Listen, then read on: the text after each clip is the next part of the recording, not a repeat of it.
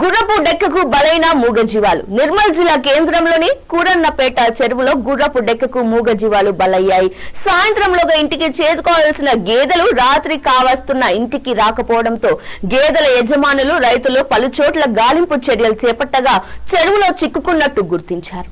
ఈ మేరకు సమాచారం అందుకున్న స్థానికులు జేసీబీ సహాయంతో గుర్రపు డెక్కను కొంతమేరకు తొలగించారు. దీంతో పశువులు కొన్ని బయటకు వచ్చాయి.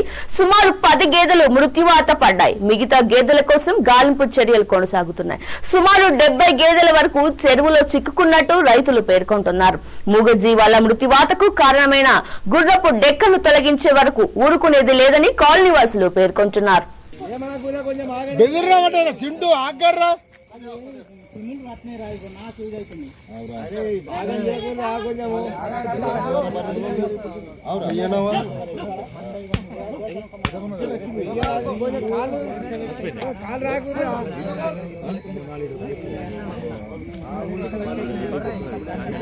అరే మన చేసింది ఎత్తియాలవరా మరి ఎత్తి కాదు డాక్టర్ అంటే అప్రోచ్ అయిపోతుంది. అరే మన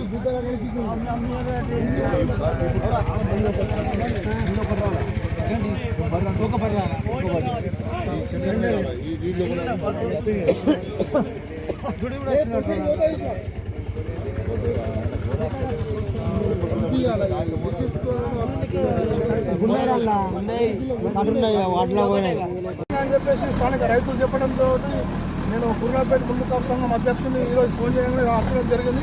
70 బర్రెలు గలంతైన చెరువులో ఈరోజు దాదాపు 10 బర్రెలు మరణించడం జరిగిందని చెప్పేసి స్థానిక రైతులు చెప్తున్నారు. దీని గురించి ఈరోజు ఎంఆర్ఓ ఫోన్ చేయడం, మున్సిపల్ నుంచి జేసీ పంపించారు. స్థానిక రైతులు ఇక్కడనే ఉన్నారు. చాలా బాగా పరిష్కారం కావాలి, తొందరగా పరిష్కారం చేయాలని ఎంఆర్ఓ వారికి చెప్పడం జరుగుతున్నది. మన జేసీబీ మున్సిపల్ నుంచి పంపించడం జరిగింది. స్థానిక రైతులు ఇక్కడే ఉన్నారు. వారు చాలా బాధాకరంగా ఉన్నారు. మా స్థానికులు గౌరవాధ్యక్షులు గురం సత్యనారాయణ, అలాగే పంచులు అందరూ ఇక్కడే జరుగుతుంది. దగ్గర నుండి మరి పరీక్షించడం జరుగుతున్నది. బర్రెలు చెరువులో గుర్రపు డెక్క పెరగడం వలన